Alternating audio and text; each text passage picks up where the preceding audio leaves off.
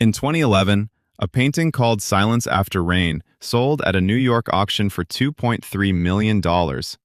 Its creator was one of the most celebrated painters in the country. But in 2023, during a routine X-ray scan before a major retrospective, conservators found something underneath the top layer of paint that shouldn't have been there. A signature. A different name.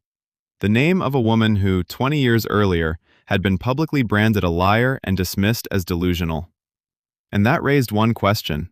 How many other paintings in this collection weren't painted by the man whose name was on them? In the early 2000s, Maren Whitfield was considered the most talented student at the Fenwick Academy of Fine Arts in Boston. At 19, she was taken on by Arthur Koestler, already a well-known painter whose shows filled galleries in New York and London. Koestler called her his discovery, brought her onto major commissions, and promised to help launch her first solo exhibition.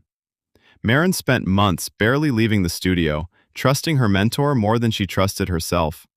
She had no idea she wasn't building a career. She was building her own downfall.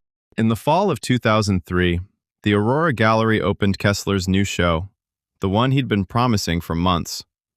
Among the paintings hung Silence After Rain, a piece Maren had spent 6 months on, using a technique she'd invented herself. A translucent glaze layered over the pigment that made the canvas look genuinely wet, like rain caught mid-fall. The placard read Koestler's name. Maren showed up at the opening and, in front of the guests, said the painting was hers. Koestler just smiled and told the crowd the poor girl had probably spent so long on preliminary studies for his piece that she'd confused whose work was whose. Maren demanded an independent appraisal, but she had no documentation. Koestler had kept all her preliminary sketches for the archive, and she'd painted on his canvases with his materials in his studio. Fellow students sided with the famous mentor, some out of fear of losing future commissions, some out of quiet jealousy of her talent. Within a month, she was expelled from the academy for defaming a faculty member.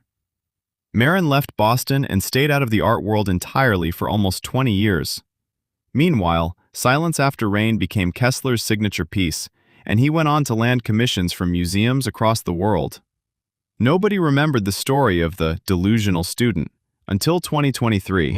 When a major museum began prepping Koestler's 70th birthday retrospective, his paintings went in for routine conservation work.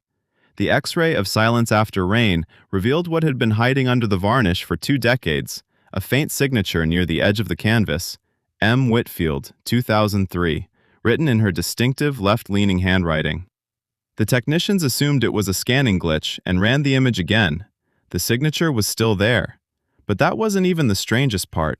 Similar traces turned up on 3 other paintings from Koestler's signature series, the very body of work that had made him famous. Word reached Koestler about a week before the exhibition opening.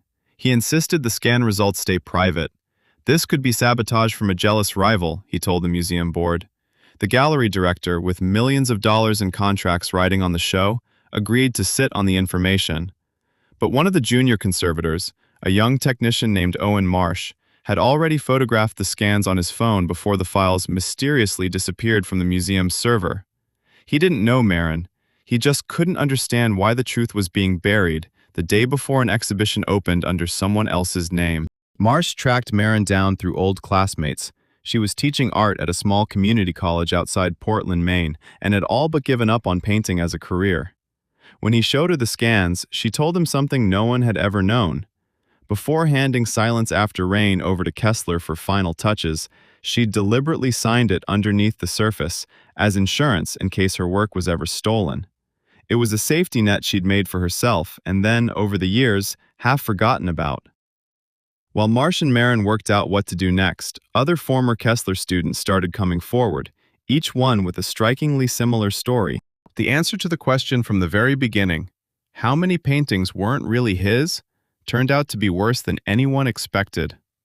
An independent authentication, now funded by the museum itself rather than Koestler, terrified of a scandal over the entire collection's provenance, confirmed it. Out of 22 works in the signature series, at least 9 had been painted by former students. Maren wasn't the only victim. She was just the only one who'd left proof buried beneath the paint.